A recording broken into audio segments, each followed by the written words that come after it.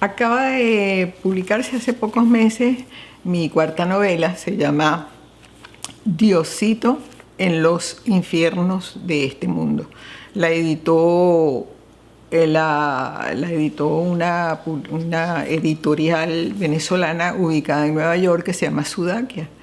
Tiene ya una traducción al inglés que se tradujo como Gotenju in the Healthy Health. Gotenju es una palabra del Yiddish, que fue el idioma, o es el idioma de que hablaron los judíos durante 12 siglos en Europa, y que es una conjunción de base en el alemán y se le agregan vocablos polacos, rusos y de varios países donde los judíos se ubicaron.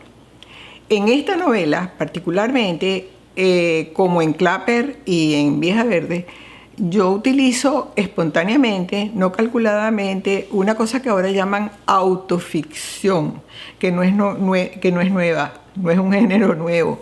Ha sido tan viejo como como el Antiguo y el Viejo Testamento, tan antiguo como las Mil y una Noches o como el Popol Vuh. ¿Qué quiere decir eso de autoficción? Todo escritor, cuando elabora sus textos, queriendo o no, aplica en tercera persona, en segunda persona, en primera persona, experiencias vitales que lo han tocado, bien sea para rechazarlas, para transferírselas a otro, pero es difícil que un escritor lo invente todo, ¿no? Entonces, ese autoficción es un término que está bien usado, pero no es nuevo. Tanto en las tres novelas, hay una segunda novela que se llama Colombina Descubierta, que la dejo un poco de lado porque no tiene nada que ver con la autoficción, en el sentido de que es la más conocida a nivel académico, sobre todo en Estados Unidos. No ha sido traducida, es una novela muy académica que me exigió mucho esfuerzo porque tiene que ver con el llamado la conversión de religiones. Esa obligatoriedad de disfrazar tu verdadera fe o tu verdadera creencia religiosa para sobrevivir, que fue lo que le pasó a los judíos bajo la Inquisición y anteriormente bajo los romanos, los griegos, que muchas veces tuvieron que disfrazarse, y que se llamó después marranismo en España. Yo leí una apasionante biografía de Cristóbal Colón, de Salvador de Madariaga, el escritor español, y se me ocurrió que Cristóbal Colón, mujer, en el siglo XX, en muchos casos tenía que disfrazar sus condiciones de mujer, de judía, etcétera, etcétera, para poder sobrevivir. Pero es una novela que para el lector promedio admito que es muy compleja, pero también ha sido la premiada en México y ha sido muy bien interpretada por muchos críticos a nivel académico. Volviendo a las otras tres novelas, Clapper, Vieja Verde y sobre todo la reciente, yo tengo un dilema también con eso. La mayoría de los periodistas, de mis colegas venezolanos, me consideran escritora. Y la mayoría de los escritores me consideran periodista. Ese límite para mí es difícil de definir, porque ejercí el reporterismo al principio. Cuando llegué al Nacional, que me solicitó el doctor Uslar Pietri a través de su secretaría, él me encomendó varios reportajes, uno para la vieja Biblioteca Nacional, que era un antro, y que Virginia Betancourt rebautizó en la Gran Biblioteca Nacional, que no sabemos hasta ahora si ha conservado toda la documentación, que fue la gran gestión de Virginia Betancourt, hija de Rómulo Betancourt. Y yo hice ahí un reportaje terrible que él me concedió una página completa. Eso es reportaje. Ahí yo no opinaba, simplemente me metí en la biblioteca donde yo personalmente perdí prácticamente la vista desde joven, porque aquello era una cueva, sin luz, con unos pequeños bombillos en cada asiento, y como no había internet, Por supuesto.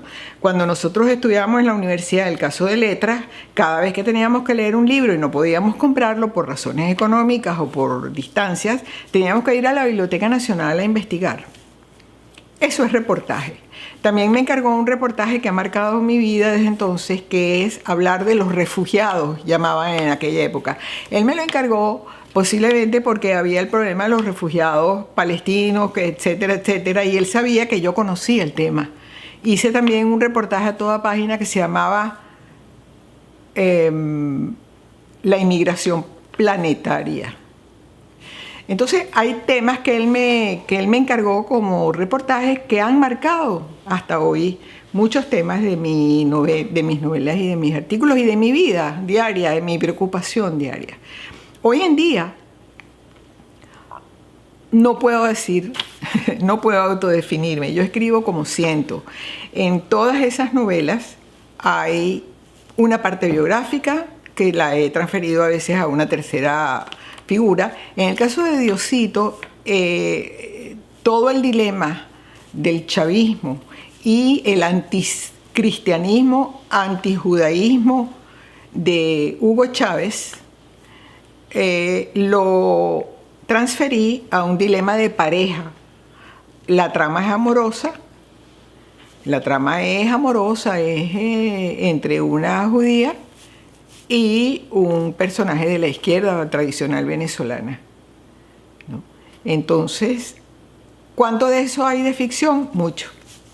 ¿Cuánto de eso hay de biografía personal? Bastante.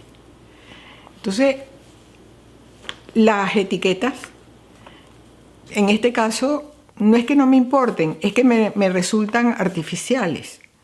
Porque cuando me siento a escribir, y los artículos de opinión tienen mucho de biográfico también, y eso le pasa a la mayoría de los periodistas. Es decir, ser periodista hoy en día, cuando existe Internet, y usted puede buscar en Internet todos los datos científicos de un tema, usted no puede exigirle al periodista que sea completamente impecable, realista, impersonal, porque están ocurriendo cosas a su vista.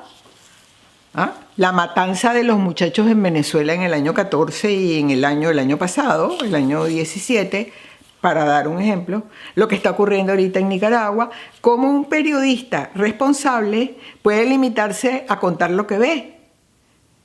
Debe contar lo que ve como reportero, pero llega un momento en que le toca personalmente, es un ser humano, no es un robot. Los robots están para otra cosa, para simplemente fotografiar o lidiar. Pero hoy en día, paradójicamente, cuanto más crece la tecnología robótica, es más necesario que el ser humano que la utiliza sea más humano, sea más humanista, etcétera. Usted tiene que utilizar la tecnología en beneficio de eso que llamamos humanidad y humanismo. Usted no puede ser humanista si usted no es humano, si usted no es humanitario. Si usted sabe que en Venezuela no hay medicamentos y usted es periodista, no puede limitarse a decir el gobierno no permite la ayuda humanitaria. Eso ya lo sabemos por la televisión todos los días y por las primeras planas de los periódicos. Pero algo hay que poner allí y explicar. Este gobierno no permite la ayuda humanitaria hoy, en 2018, porque Hugo Chávez, cuando llegó al poder, cuando se estaba eligiendo el